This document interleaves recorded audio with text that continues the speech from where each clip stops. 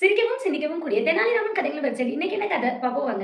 ஒரு முறை அரசருக்கு ஒரு சந்தேகம் வருதுங்க. அது அவையில இருக்கவங்கள்ட்ட எல்லாம் கேட்குறாங்க. யார் பார்க்குற வேலை ரொம்ப கஷ்டமான வேலை சொல்லுங்க பார்ப்போம் அப்படின்னு அரசர் கேட்குறாருங்க. உடனே அவையோர்கள் எல்லாம் ஒருமித்த கருத்தா, அரசரே நீங்க பார்க்குற வேலை தான் பெரிய கஷ்டமான வேலை அப்படின்னு சொல்றாங்க. அரசர் தெனாலிராமனை பார்த்து நீ மட்டும் எந்த பதிலும் சொல்லலையே அப்படின்னு கேட்குறாருங்க. தெனாலிராமன் சொல்றாங்க, ஒரு அம்மா பார்க்குற வேலை தான் ரொம்ப கஷ்டமான வேலை அப்படின்னு சொல்றாங்க. தாய்மார்கள் தான் ரொம்ப ரொம்ப கஷ்டமான வேலைகளை நாட்டில் பார்த்துட்டு இருக்காங்க அப்படின்னு சொல்றாங்க.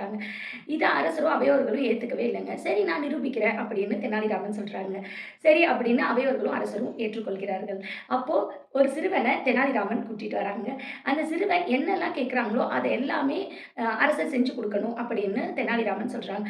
சரி கேட்க சொல்லு அப்படின்னு அரசர் சொல்றாரு. அந்த சிறுவன் எனக்கு ஒரு யானை வேணும் அப்படின்னு கேட்கிறான். அரசர் வாயில்ல நிக்கிற யானைய கொண்டு வர சொல்றாங்க. அந்த காவலாளிகளும் போய் வாயில்ல இருக்க யானைய கொண்டு வராங்க.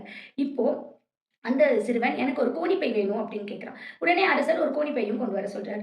இப்ப இந்த யானைய இந்த கோணிப்பையில போட்டு தாங்க. நான் போய் என்னோட நண்பர் வீட்ல அவனோட சேர்ந்து விளையாடணும் அப்படின்னு அந்த சிறுவன் சொல்றாங்க. இப்ப அரசருக்கு சிரிப்பும் வருதுங்க. ஆனா இவரு இந்த பையனோட ஆசைய எப்படி நிறைவேத்துறது அப்படிங்கிறதும் அரசருக்கு புரிய மாட்டேங்குதுங்க. உடனே தெனாலிராமன் சொல்றாங்க, "இப்போ உங்களால முடியலல்ல அரசரே, இந்த பையனோட அம்மாவ கூட்டிட்டு வாங்க" அப்படின்னு சொல்றாங்க. இந்த பையனோட அம்மாவ கூட்டிட்டு வராங்க. அந்த பையனோட அம்மா இந்த பையன் இத கேட்கிறத பார்த்துட்டு, சரி அப்படின்னு ஒரு விளையாட்டு பொம்மை யானைய கடையில போய் வாங்கிட்டு வந்து, அத அந்த கோணி பைக்குள்ள போட்டு, "பாரு இப்ப யானை இந்த பைக்குள்ள போயிருச்சு பார்த்தியா?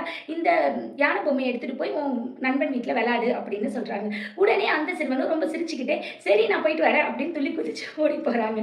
இத பார்த்த அரசருக்கு, "ஆமா தெனாலிராமா நீ சொன்னது தான் 100க்கு 100 சரி. நான் பார்க்குற வேலையெல்லாம் பெரிய வேலையே கிடையாது. நாட்ல அம்மாக்கள் அதாவது தாய்மார்கள் தான் ரொம்ப கஷ்டமான வேலைய பார்க்குறாங்க" அப்படின்னு ஒத்துக்கிறாருங்க. கதையோட நீதிங்க. "தாயில் சிறந்த கோயிலும் இல்லை, தந்தை சொல் மிக்க மந்திரம் இல்லை" அப்படின்னு சொல்லியிருக்காங்கங்க. தாய் ரொம்ப சிறந்தவங்க. அவங்கள மதிப்போங்க. இந்த மாதிரி நீதியுள்ள சுவாரஸ்யமான கதைகள் கேட்க "தெய்வ்ஸ் மணி" அப்படிங்கிற யூடியூப் சேனல சப்ஸ்கிரைப் பண்ணிக்கோங்கங்க.